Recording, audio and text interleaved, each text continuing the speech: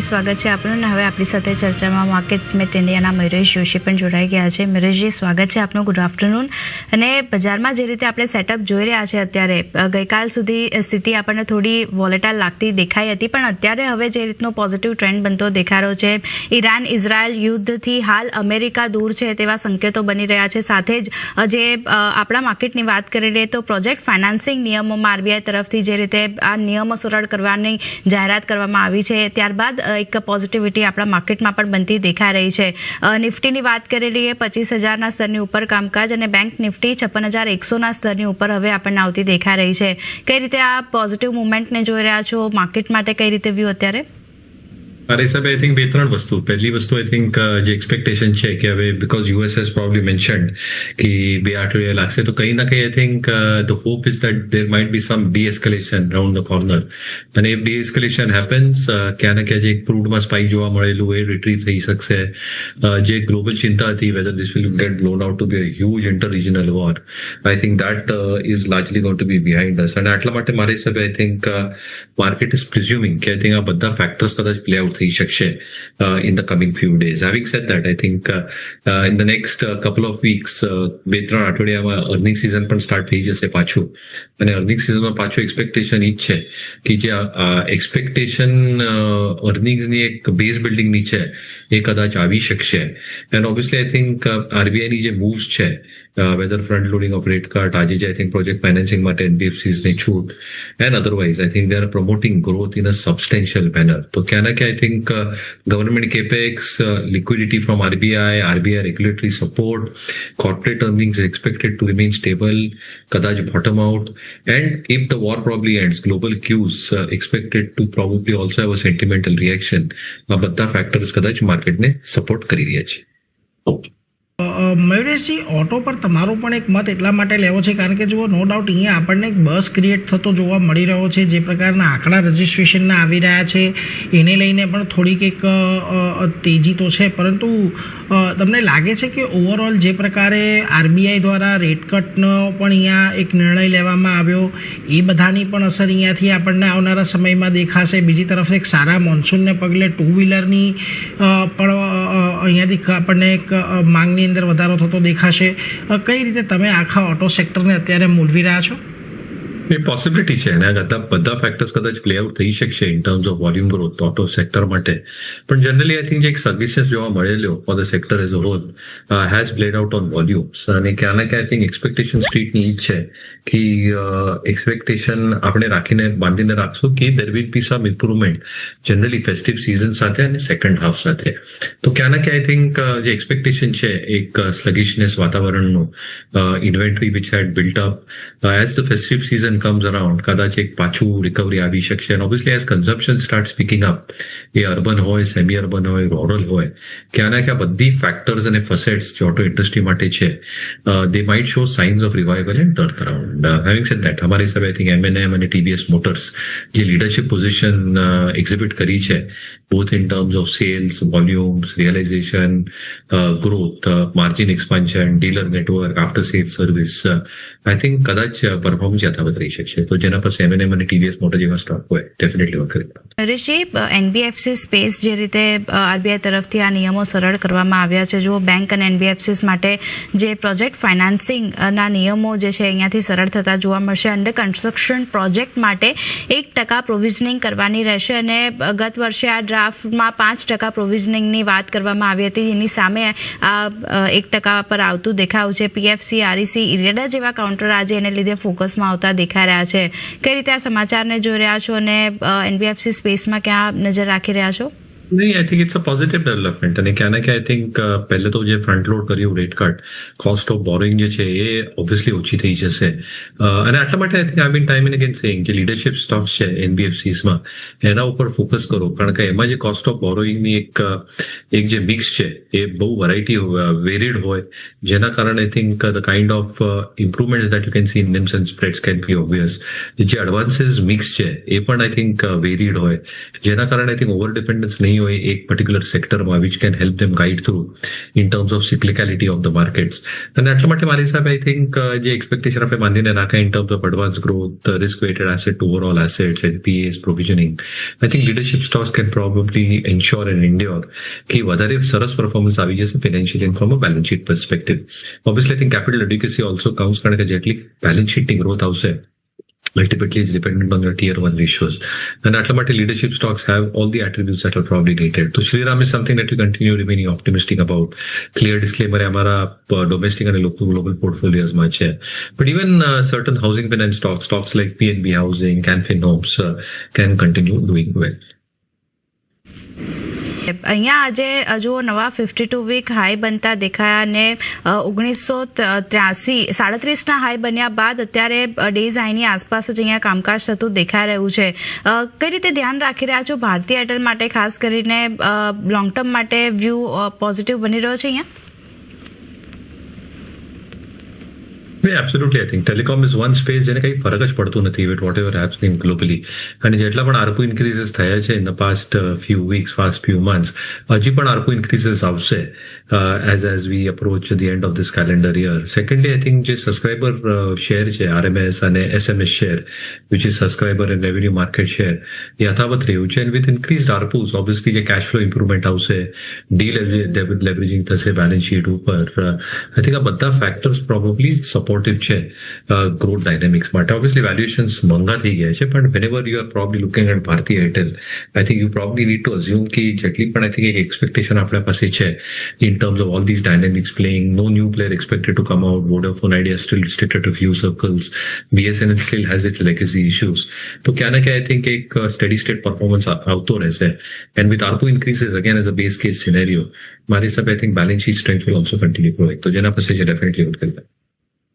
બીજો એક કાઉન્ટર જે આજે ફોકસમાં આવતું દેખાઈ રહ્યું છે મેરુજી, ભારતીય એરટેલનું કાઉન્ટર છે. અહીંયા આજે જો નવા 52 વીક હાઈ બનતા દેખાયા અને 1937 હાઈ બન્યા બાદ અત્યારે ડેઝ હાઈની આસપાસ જ અહીંયા કામકાજ થતું દેખાઈ રહ્યું છે. કઈ રીતે ધ્યાન રાખી રહ્યા છો ભારતીય એરટેલ માટે, ખાસ કરીને લોંગ ટર્મ માટે વ્યૂ પોઝિટિવ બની રહ્યો છે અહીંયા?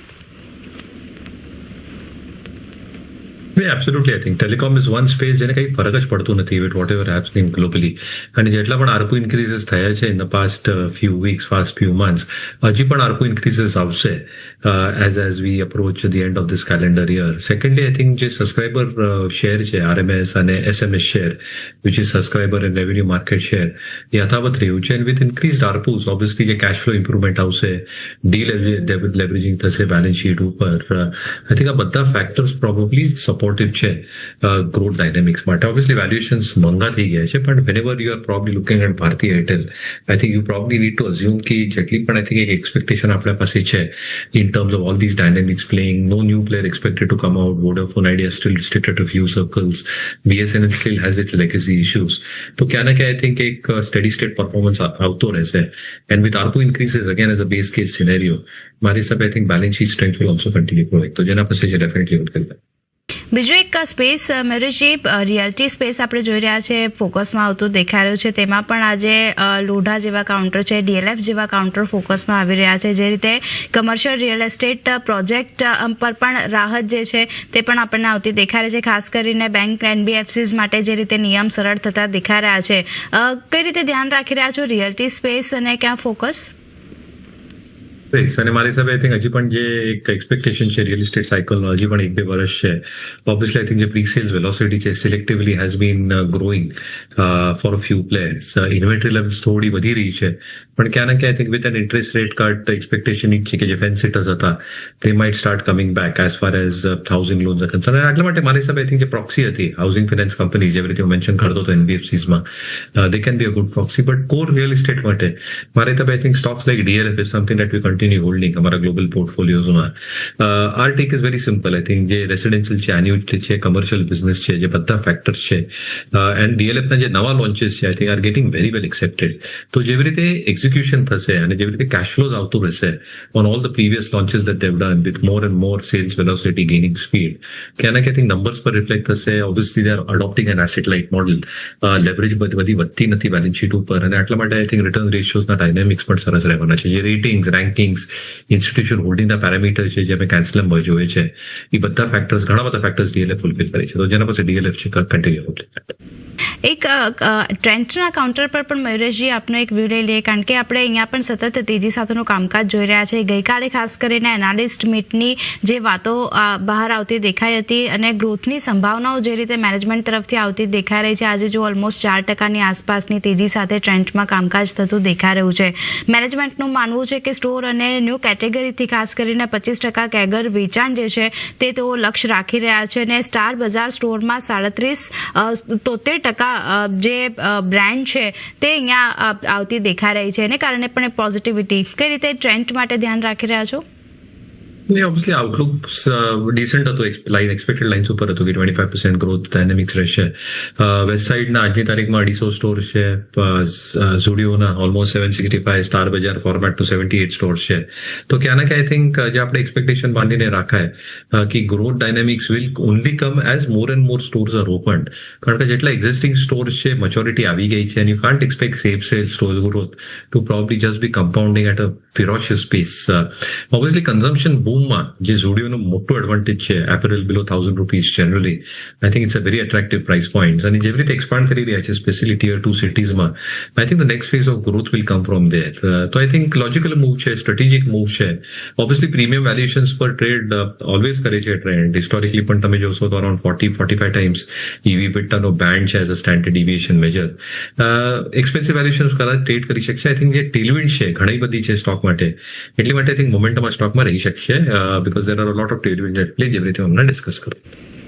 મયુરેશજી કે અત્યારે જે પ્રકારે આપણને ખાસ કરીને ડિફેન્સને માટેના અને ખાસ કરીને HAL માટેના જે પ્રોસ્પેક્ટ બનતા દેખાયા છે ઘણા સારા છે, પરંતુ આજે જુઓ તેમને સ્મોલ સેટેલાઇટ લોન્ચ રોકેટ બનાવવા માટેનો પણ એક ઓર્ડર મળ્યો છે અને સ્મોલ સેટેલાઇટ લોન્ચ રોકેટ માટેનો ઓર્ડર અહીંયા HALને મળ્યો છે. એટલે ખાસ કરીને હવે અહીંયાથી ન માત્ર ડિફેન્સની અંદર થોડું સ્પેસ તરફ પણ આ કંપની આગળ વધી રહી છે. આ ઉપરાંત પણ આપણે ગઈકાલે જ સમાચાર જોયા હતા કે ભારતની અંદર હવે 5th જનરેશન ફાઇટર એરક્રાફ્ટ બનાવવા માટેનો પણ સરકાર બોલી લગાવી શકે છે અને આપણને બધાને ખબર છે કે HAL એની અંદર એક બહુ મોટું કન્ટેન્ડર પણ છે. લાગે છે અત્યારે જે પ્રકારે તેજી આ કાઉન્ટરમાં આવી ગઈ છે, હજી પણ આને હોલ્ડ કરીને રાખવું જોઈએ? ફ્રેશ એન્ટ્રી માટે શું આ વેલ્યુએશન તમને અત્યારે ગમી રહ્યા છે કે થોડીક હવે રાહ જોવી જોઈએ ડીપની? Dip is always better. હવે આ ક્યારે આવશે, કેટલું આવશે એ જોવાનું રહેશે, કારણ કે ઘણા બધા ટેલવિન્ડ છે એન્ટાયર સેક્ટર માટે, HAL ઇન્ક્લુડેડ. ઓર્ડર્સ સફિશિયન્ટ છે, રેવન્યુ વિઝિબિલિટી છે, margins are decent, they are executing well. Timeline સાથે હવે એક્ઝિક્યુશન હજી પણ વધશે with whatever happened with Pakistan અને ઓપરેશન સિંદૂર. અને એટલા માટે આઈ થિંક જે એક ઓપોર્ચ્યુનિટી છે, not just domestically but globally as well as far as exports are concerned, I think બહુ મોટી એક ઓપોર્ચ્યુનિટી આવી શકશે. અને એટલા માટે જેવી રીતે કેપેસિટીઝ કદાચ એક્સપેન્ડ કરવા પડશે either through brownfield or greenfield route, I think in step in the right direction રહેશે. Because I think they have to do the fulfilment of orders અને ઘણા બધા ઓર્ડર્સ છે on hand which needs to be fulfilled over the next 2 to 3 years. Valuations obviously થોડા મંગા છે, એટલા માટે I think if it declines, that's a better strategy for defense stocks, including Asian. મયુરેશજી, આ sector અત્યારે તમને લાગે છે થોડુંક વેઇટ એન્ડ વોચ પર પણ રાખી શકાય? કારણ કે જે પ્રકારે અત્યારે આપણને ગ્લોબલ ટેન્શન વધતું દેખાઈ રહ્યું છે મિડલ ઇસ્ટની અંદર અને એક્ઝેક્ટલી જે ગ્લોબલ સપ્લાય ચેઇન છે એનું સેન્ટર પણ એ જ છે કે જ્યાં આગળ અત્યારે આપણને થોડીક જીઓપોલિટિકલ ટેન્શન વધતી જોવા મળી રહી છે. આજે જ CNBC અમારી સાથી ચેનલ પર શિપિંગ મંત્રાલય પણ આવ્યું હતું, તેઓ પણ ખાસ કરીને પરિસ્થિતિ પર નજર રાખીને બેઠા છે. તમને લાગે છે કે કદાચ આ જો એસ્કેલેશન થાય તો JSW ઇન્ફ્રા, અદાણી પોર્ટ, આ બધાના જે કન્ટેનર વોલ્યુમ છે એના પર થોડો ઘણો અસર આપણને આવતો દેખાય?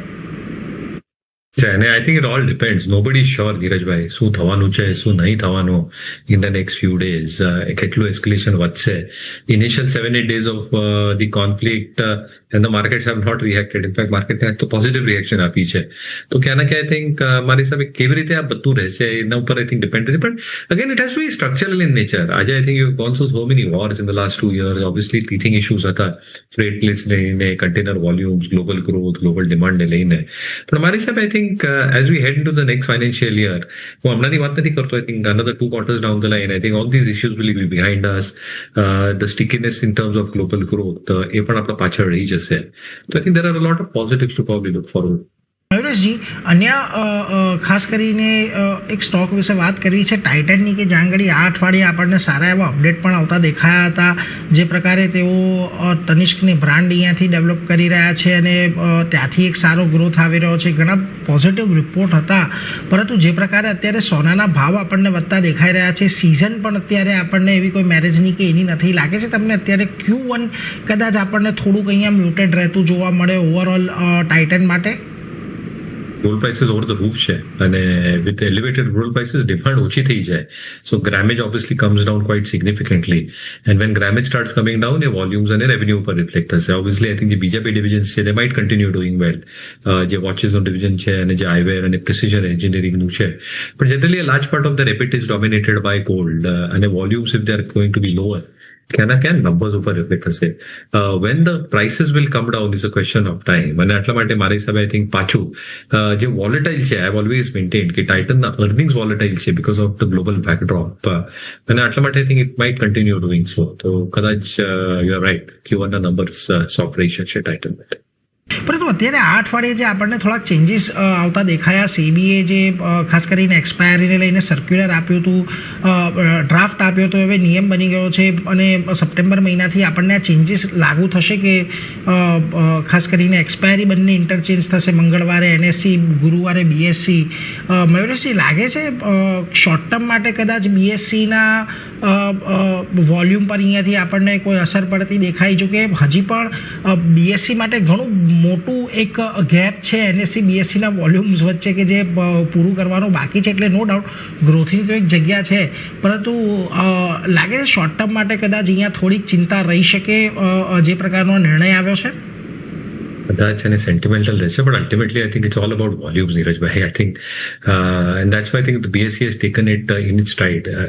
ટ્યુઝડે થર્સડેથી ફરક પડતો નથી ઓનેસ્ટલી ઇન માય ઓપિનિયન.